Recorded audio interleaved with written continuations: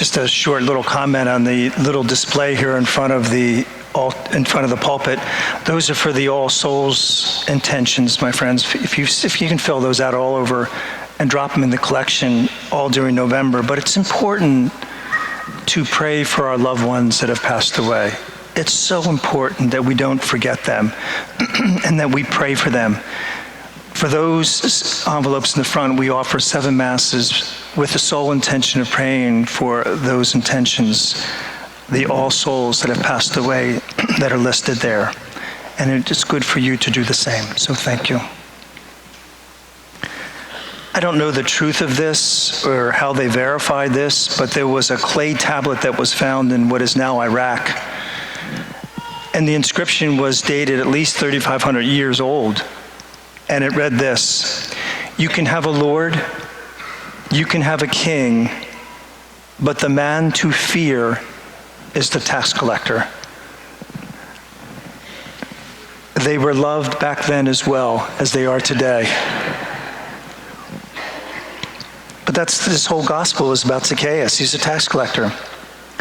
Back then, the Roman times, like Zacchaeus, they would either charge the amount that the Romans would say, and then they would skim off the top, or they would increase the rate and then take the rate off.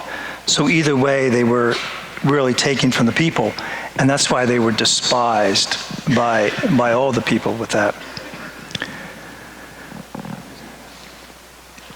It's an interesting, there's a pharmacist that really disliked his job, disliked everything about it. He was a pharmacist. And he was a pharmacist for like a little town, a little neighborhood drugstore. And he was hardly ever there, as little as possible, with still staying in business. And finally it came to the point where he either had to leave the business entirely or try to build it up. And so it was a crossroad in his life, and he thought to himself, I need to change something. I need to change something. And it's the same with Zacchaeus, it's the same with this pharmacist. We come into different parts of it. If we don't like who I am, and we get in these modes, don't we? If I don't like who I am or the circumstances I'm in, or I find myself constantly being negative, which we do, those are pure signs, my friends, that we need to make a change within ourselves, right? Change within ourselves. We want all the other people to change around us, but really, Zacchaeus knew it. He was in a situation that his livelihood depended on it. He knew he had to change himself. And the same with this pharmacist. So what he did was, he said, I really don't know if I can go with a different career, so he developed this little system that, since it was a neighborhood pharmacy, when they would call in, he hired these delivery people that he would keep them in small talk on the phone while they were delivering the medicine. And it was very, very effective. So he's on the phone, and all of a sudden the doorbell will ring, and there's the prescription that they talked about. So of course, with that type of service, it really spread like wildfire. But that man who started that, his name was Charles R. Do you know the rest of his last name? Somebody whispered over here, Walgreen. Charles Walgreen. But Charles Walgreen knew, my friends, he couldn't change the situation, but he knew he had to change. Zacchaeus really couldn't change the situation, but he had to change. And it takes effort to do that. And that's what that whole thing implying of climbing a sycamore tree. He made the effort to change. Made the effort to change. And when we find ourselves in situations, we need to do the same.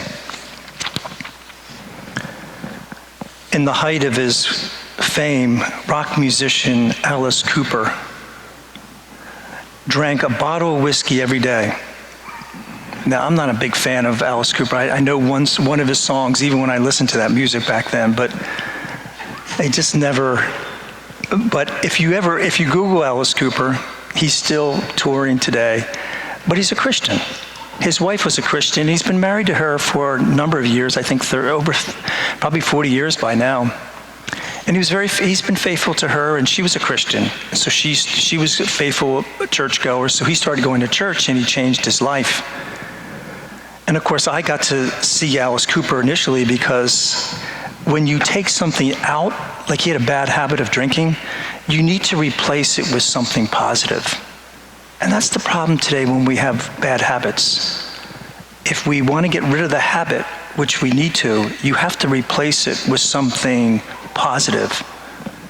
And so he replaced his drinking with golf. And he's a wonderful, great golfer out there in Arizona. But listen to what he said. He said, I've talked to some big stars that you would consider horrific characters. He said, but you'd be surprised. The ones that you think are the farthest gone are the ones that are most apt to listen and to change. Interesting, isn't it? What's the first thing that the religious leaders of the day said about Zacchaeus? You're going to the house of a sinner. You're going to the house of a sinner. It's interesting, Alice Cooper would say, the ones that you think are the farthest gone are the most apt to listen and the most apt to change. Interesting, isn't it? It's good for all of us to hear that, my friends, because, we all think we don't need to change. And we do. And we do. There's that great image. Today I want to stay at your house, Zacchaeus, Jesus said to him. House is an image. He means that literally here. But to us, years later, it means home, house, this body of mine. He wants to come into my home, my heart, and make a dwelling, right? And make a dwelling. And isn't that what happens in communion? He comes into our house, into our heart for dwelling.